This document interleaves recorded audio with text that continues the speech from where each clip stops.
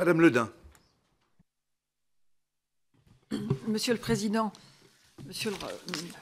oui, ma question portera, même si vous l'avez abordé dans votre réponse aux questions qui avaient été posées, le point 4, où sur l'opportunité pour le Conseil constitutionnel d'être saisi pour avis par le pouvoir exécutif ou le pouvoir législatif dans le cas de l'adoption d'un projet ou d'une proposition de loi, votre réponse est très élégamment tournée et vous renvoyez d'une certaine manière à une question de moyens. Rappelant que notamment, outre les membres de droit, vous n'êtes que 9 et que le Conseil d'État a 2 fonctions, l'une de conseil, l'autre de jugement. Mais on sent bien, j'ai l'impression de sentir que dans l'esprit de nos concitoyens, dans l'esprit de beaucoup d'élus, voire même de personnes dont le droit est le métier, qu'au fond, ces 2 grandes instances, c'est un peu pareil. Donc, face à cette sorte de confusion, comment vous, dans les fonctions qui seraient les vôtres demain, vous positionnerez et que diriez-vous? Et je vais plus loin, nous sommes en Europe. En Europe, c'est un continent important, un des plus riches du monde, où il y a quand même beaucoup de souffrances, mais beaucoup de différences. Or, on sent aujourd'hui une tendance à aller vers la common law, c'est-à-dire construire le droit à partir de la réalité et de l'usage, alors que, historiquement, en France, on est plutôt construit sur des principes auxquels on ajuste le monde réel progressivement. Donc, comment vous situeriez-vous vos fonctions dans ces 2 logiques-là? Je vous remercie.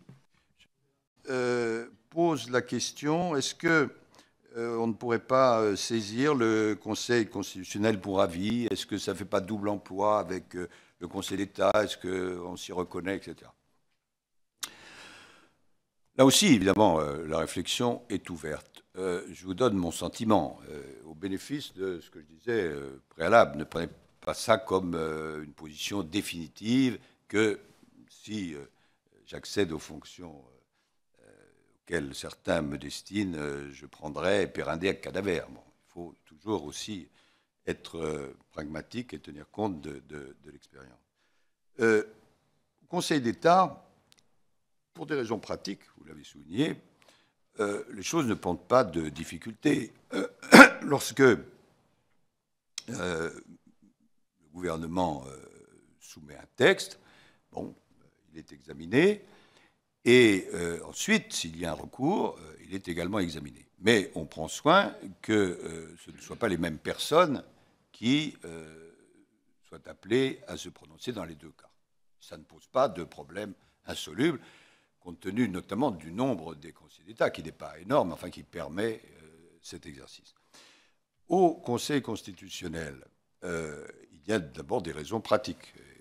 Je les mentionne, et vous dites avec élégance, dans ma réponse, c'est que les conseillers constitutionnels sont 9, plus membres de droit, aujourd'hui un membre de droit, et on ne voit pas comment, sauf si on élargissait vraiment le nombre, il pourrait y avoir une demande pour avis et ensuite se prononcer, j'allais dire, lors d'une saisine. Ou alors, il faudrait imaginer que ce nombre de 9 ou de 10 est lui-même divisé par 2, mais là, ce serait contraire à beaucoup de règles, notamment aux règles qui font qu'il faut être au moins 7 pour prendre une décision, etc. etc. Bon. Il y a cet aspect pratique qui n'est pas négligeable. Hein. Bon. Et puis, mais là, on entre plutôt dans la philosophie politique. Et en tant que parlementaire, évidemment, c'est une question qui vient à l'esprit. Si, au fond, d'une manière ou d'une autre, le Parlement peut saisir le Conseil constitutionnel pour avis, et qu'ensuite, il peut de nouveau, à travers la réforme de 1974, le saisir, est-ce que ça ne va pas un petit peu brider, c'est la question que je pose, votre capacité d'initiative? Parce que si vous êtes bordé en aval et en amont, bon, ça pose quand même un problème. pas, je dirais, un problème d'emploi du temps, mais un problème de légitimité qu'il faut toujours avoir à l'esprit. Il y a cet aspect-là. En plus, évidemment, ça ne peut en aucun cas résoudre le problème des amendements, parce que les amendements sont posés dans des conditions telles qu'on ne voit pas que le Conseil constitutionnel puisse être saisi pour avis, et puis après, bon. Donc, bon, là encore,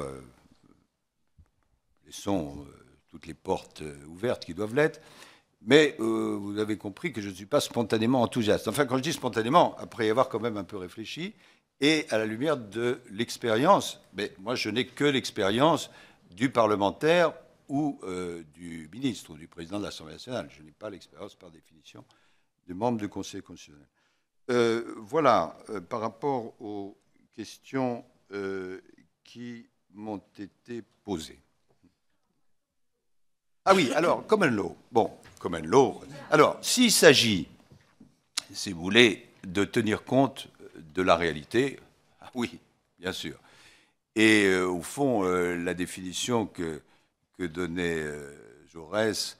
Alors, s'il s'agit, si vous voulez, de tenir compte de la réalité, ah oui, bien sûr.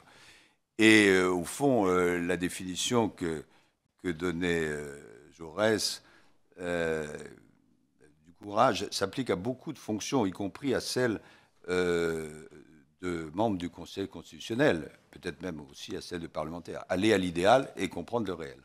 Oui, voilà.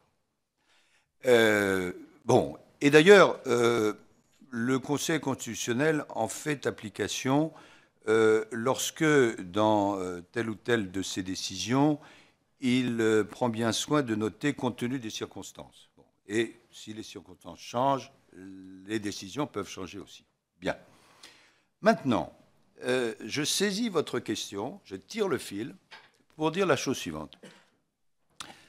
Je me suis posé la question, bien sûr, et j'ai écouté les propos du président Debré, qui a accompli un mandat tout à fait remarquable.